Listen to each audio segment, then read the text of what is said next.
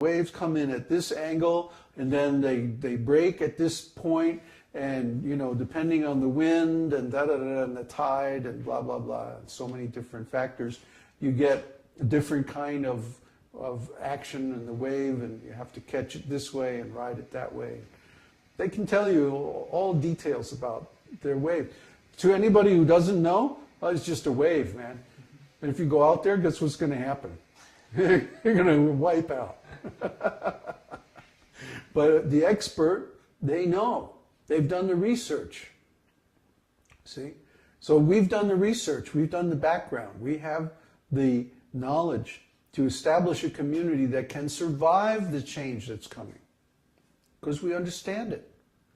We think it's good. We agree with it. We want it. So in this way, we are going to ride this wave of change. And we're going to create a community that will be in a position to reboot human civilization after the singularity. Now, that's the real meaning of the bridge community. So are there any questions?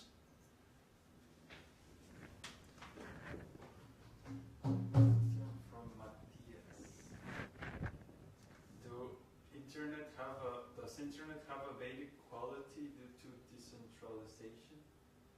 Yes. Decentralization and disintermediation. Those are the qualities of the internet.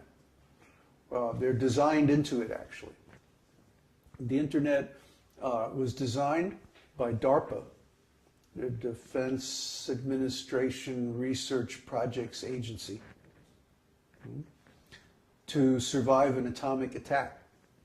See, in a typical communications network, there's only one route, the optimum route between the origin and the destination of a signal. And if you destroy the connection anywhere along that route, then those 2 points can't communicate anymore. The ordinary telephone network used to be like that. But now, the internet is designed according to a different system. In the internet, there are many routes to get from one place to another. So if one way is broken, then the signal can travel another way. It may take longer, may be more inefficient, but your signal will arrive. And this is decentralization. In Vedic society, we have something similar, where the wealth is held in the hands of private people or families. You see? Families are great natural structures for holding wealth and resources because they all naturally look after each other. So when you have the wealth in the hands of families, you have more collective wisdom about how to manage that wealth and how to hand it on and how to develop it and so on like that. You see? This is much better than individuals having wealth and much, much better than corporations having wealth because the wealth is created and held and consumed within the same group of people. I think the optimum family size or the optimum group size is 50 people or less. If it gets bigger than that, then you start to have problems with politics and the group naturally splits up anyway. So basically, the Vedic civilization supports decentralization of wealth. That way, if anything happens to one family, the other families in the village can take up the slack. If anything happens to one village, the other villages in the area can take up the slack. You see? If anything happens to one state or region, then other regions in the country can take up the slack. It's redundant on purpose, just like the internet is redundant on purpose. People might say, well, that's not efficient. It's not efficient to duplicate all those centers of wealth. But it is when something unexpected happens. See, efficiency, the whole idea of efficiency is based on doing the same thing over and over and over again and optimizing for it. But what if things change? Then you can't do it the same old way. So it's far better to have redundancy built into the system, because in this material world, the only thing you can count on is change. You know? And the more optimized you become for doing things a certain way, the more damage there is when that certain way of doing things is interrupted.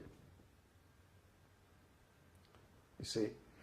So the Vedic civilization is designed from the beginning to be optimized for change, to be optimized for redundancy and decentralization. And the other thing is disintermediation. In Vedic society, for example, anyone can go and see the king. All you need is a good enough reason. But generally speaking, anyone can apply, and if it's not frivolous, they can actually come and see the king and speak to the court. This is a very good plan. This is a very good way.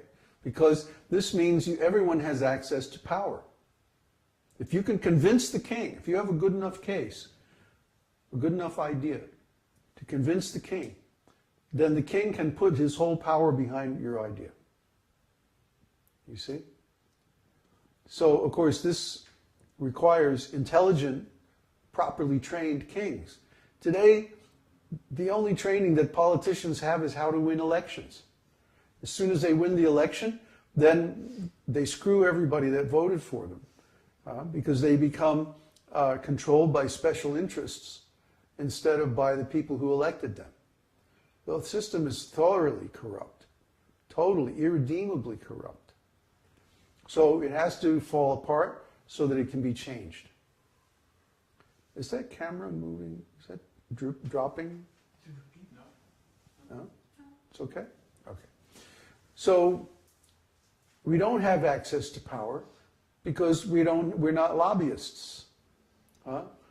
Corporate lobbyists are the only people now who can actually access the powerful people and get the laws changed the way they like it. So now the corporations have become the dominant force in the society. This is wrong. This is wrong because it doesn't speak for the interests of the people.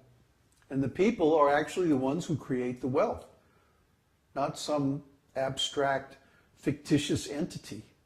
And this whole thing is so nuts. So we're very happy that this whole thing's fallen apart. We don't like it at all, and we want to change it. But we don't want to change it through violent revolution, because that's the same cheating all over again.